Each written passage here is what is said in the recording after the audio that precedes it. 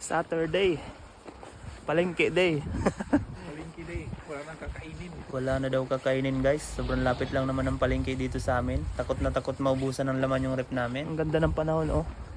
Mainit pero wala kang mararamdamang init. Mainit yung araw. Pero wala kang mararamdamang init. Dito nga sa nilalakaran namin ay medyo manipis pa yung mga nabuo na yellow. Ito nga ang Ral Smart yung nag-iisang palengke dito sa lugar namin. Ano, may budget ka pa dyan? Kunti na lang. Paano yan? Ang dami yelo. Kainin na. Ang dami oh. Bundok-bundok na oh. Ito ang kagandahan dito sa pinamimilihan namin. Kahit maliit lang siya ang grocery store, may free wifi na. Nag-withdraw nga muna ako ng pang grocery namin para may pambayad kami mamaya. Ang allowance ko lang yung kukunin ko dito dahil yung sobra ang Pilipinas na. Ang araw na pinakagusto ng mga OFW. Ito yun guys, yung araw na to. Yung pipindot ka dyan guys oh. Yan. Yan yung pinaka masarap na feeling sa isang OFW. Yan. Kaso daan lang sa kamay guys. Ang daming utang eh.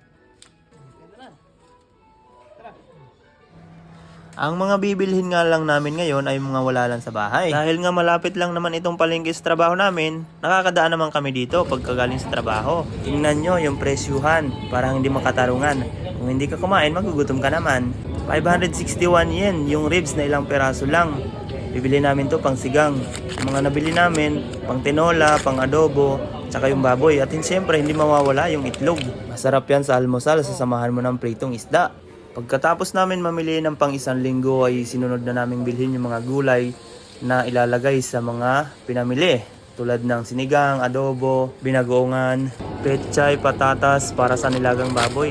Perfect na perfect sa ganitong malamig ang panahon. Okra at mushroom para sa sinigang na baboy. At ang pinakahuli, yung magpapalakas sa atin ngayong taglamig para sa immunity system ay vitamin C. Mukhang okay naman na yung para sa isang linggo namin kaya nagbayad na kami dito sa cashier. Dito sa Japan ay walang bagger na magbabalot ng mga pinamili mo. Kaya kung maglalakad ka pa uwi or magbibisikleta ka pa uwi, ay kukontrolin mo lang kung ano yung kailangan mo. Katulad ngayong season, winter, kapag bibili kami ng bigas ay bigas lang. Dahil kapag uuwi kami, madulas yung daanan, medyo delikado.